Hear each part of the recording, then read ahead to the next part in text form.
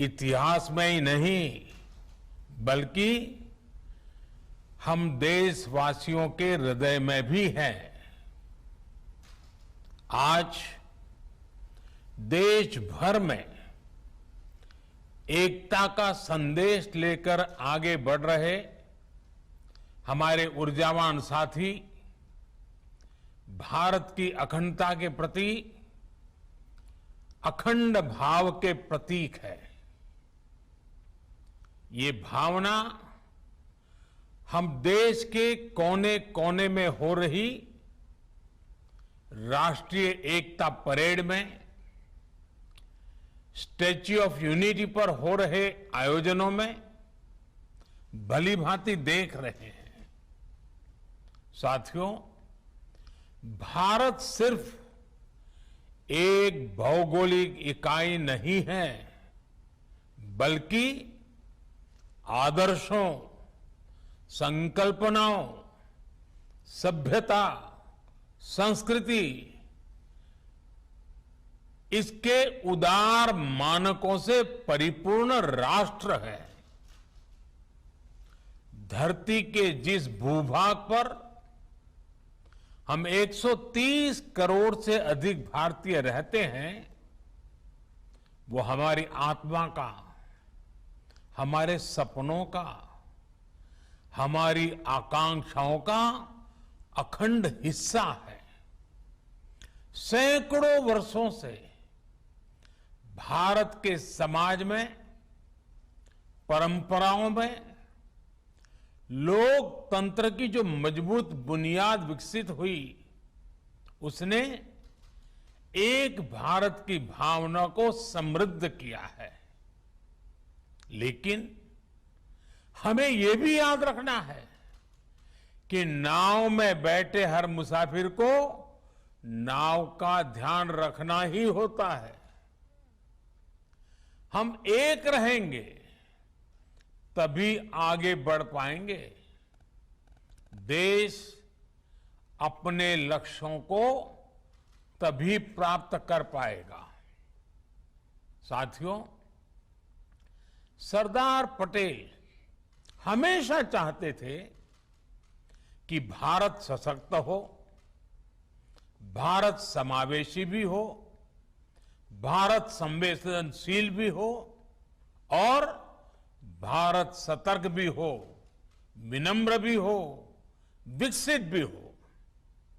उन्होंने देश हित को हमेशा सर्वोपरि रखा।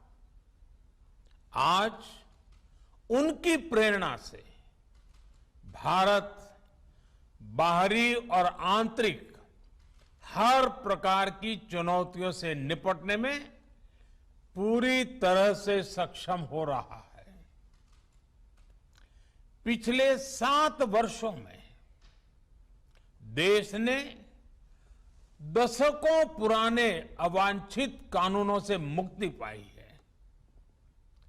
राष्ट्रीय एकता को संजोने वाले आदर्शों को नई ऊंचाई दी है। जम्मू कश्मीर हो, नॉर्थ ईस्ट हो या हिमालय का कोई गांव, आज सभी प्रगति के पथ पर अग्रसर है।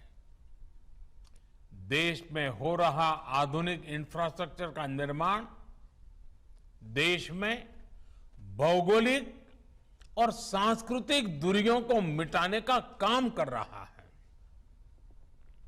जब देश के लोगों को एक हिस्से से दूसरे हिस्से में जाने से पहले ही 100 बार सोचना पड़े, तो फिर काम कैसे चलेगा? जब देश के कोने कोने में पहुंचने की आसानी होगी, तो लोगों के बीच दिलों की दूरी भी कम होगी, देश की एकता बढ़ेगी। एक भारत श्रेष्ठ भारत की इसी भावना को मजबूत करते हुए आज देश में सामाजिक, आर्थिक और संवैधानिक एकीकरण का महायज्ञ चल रहा है। जल, थल, नभ, अंतरिक्ष, हर मोर्चे पर भारत का सामर्थ्य और संकल्प अभूतपूर्व है। अपने हितों की सुरक्षा के लिए भारत आत्मनिर्भरता के नए मिशन पर चल पड़ा है। और साथियों, ऐसे समय में हमें सरदार साहब की एक बात अवश्य याद रखनी चाहिए। सरदार साहब ने कहा था, by common endeavour we can raise the country to a new greatness, while a lack of unity will expose us to fresh calamities. एकता की कमी जहां नए संकट लाती है, सबका सामूहिक प्रयास देश को नई ऊंचाई पर लेकर जाता है।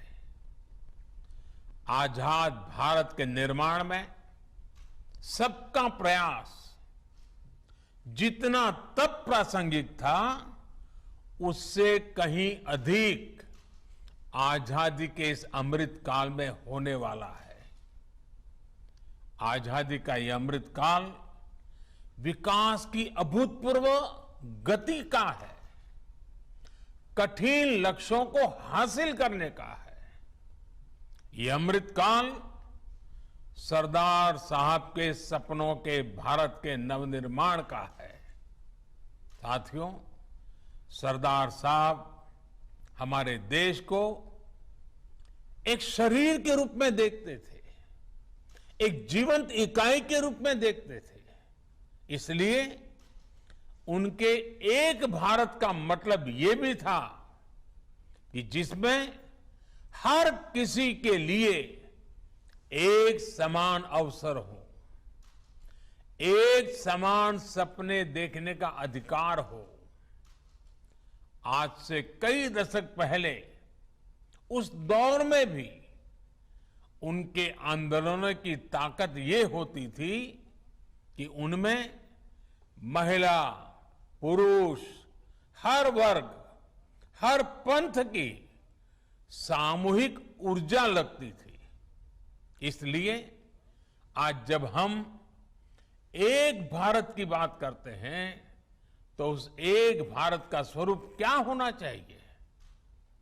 उस एक भारत का स्वरूप होना चाहिए एक ऐसा भारत जिसकी महिलाओं के पास एक से अनेक अवसर हो, एक ऐसा भारत जहां दलित, वंचित, आदिवासी, वनवासी, देश का प्रत्येक नागरिक खुद को एक समान महसूस करे। एक ऐसा भारत जहां पर बिजली, पानी जैसी सुविधाओं में भेदभाव नहीं, एक समान अधिकार हो। यही तो आज देश कर रहा है। इसी दिशा में तो नित नए लक्ष्य तय कर रहा है। और ये सब हो रहा है क्योंकि आज देश के हर संकल्प में सबका प्रयास जुड़ा हुआ है। साथियों, जब सबका प्रयास होता है तो उससे क्या परिणाम आते हैं, ये हमने कोरोना के विरुद्ध देश की लड़ाई में भी देखा है। नए कोविड अस्पतालों से लेकर वेंटिलेटर तक, जरूरी दवाइयों के निर्माण से लेकर 100 करोड़ वैक्सीन डोज के पड़ाव को पार करने तक, ये हर भारतीय, हर सरकार, हर इंडस्ट्री, यानी हर एक नागरिक, यानी सबके प्रयास से ही संभव हो पाया है। सबका प्रयास की इसी भावना को हमें अब विकास की गति का आत्मनिर्भर भारत बनाने का एक मजबूत आधार बनाना है। अभी हाल ही में सरकारी विभागों की साझा शक्ति को पीएम गति शक्ति नेशनल मास्टर प्लान के रूप में एक प्लेटफॉर्म पर लाया गया है। बीते वर्षों में जो अनेक रिफॉर्म किए गए हैं, उनका सामूहिक परिणाम है कि भारत निवेश का एक आकर्षक डेस्टिनेशन बन गया है। भाइयों और बहनों, सरकार के साथ साथ समाज की गति शक्ति अगर ये जुड़ जाए तो बड़े से बड़े संकल्पों की सिद्धि कठिन नहीं है, सब कुछ मुमकिन है। और इसलिए आज जरूरी है कि जब भी हम कोई काम करें तो ये जरूर सोचें कि उसका हमारे व्यापक राष्ट्रीय लक्ष्यों पर क्या असर पड़ेगा।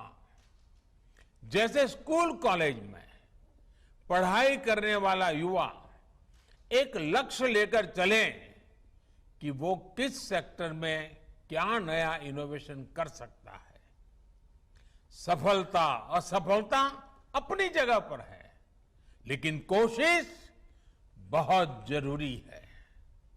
इसी प्रकार जब हम बाजार में खरीदारी करते हैं तो अपनी पसंद नापसंद के साथ साथ ये भी देखें कि क्या हम उससे आत्मनिर्भर भारत में सहयोग कर रहे हैं या हम उससे उल्टा कर रहे हैं। भारत की इंडस्ट्री भी विदेशी रॉ मटेरियल या कंपोनेंट्स पर निर्भरता के लक्ष्य तय कर सकती है। हमारे किसान भी देश की आवश्यकताओं के अनुसार नई खेती और नई फसलों को अपनाकर आत्मनिर्भर भारत में भागीदारी मजबूत कर सकते हैं। हमारी सहकारी संस्थाएं भी देश के छोटे किसानों को मजबूत करें। हम जितना ज्यादा ध्यान हमारे छोटे किसानों के ऊपर केंद्रित करेंगे, उनकी भलाई के लिए आगे आएंगे, गांव के अत्यंत दूर दूर के स्थानों तक हम एक नया विश्वास पैदा कर पाएंगे। और हमें इसी दिशा में संकल्प लेने के लिए आगे आना है। साथियों, ये बातें सामान्य लग सकती हैं, लेकिन इनके परिणाम अभूतपूर्व होंगे। बीते वर्षों में हमने देखा है कि छोटे समझे जाने वाले स्वच्छता जैसे विषयों को भी जन भागीदारी ने कैसे राष्ट्र की ताकत बनाया है। एक नागरिक के तौर पर जब हम एक भारत बनकर के आगे बढ़े तो हमें सफलता भी मिली और हमने भारत की श्रेष्ठता में भी अपना योगदान दिया। अब हमेशा याद रखिए, छोटे से छोटा काम भी महान है अगर उसके पीछे अच्छी भावना हो। देश की सेवा करने में जो आनंद है, जो सुख है, उसका वर्णन शब्दों में नहीं किया जा सकता।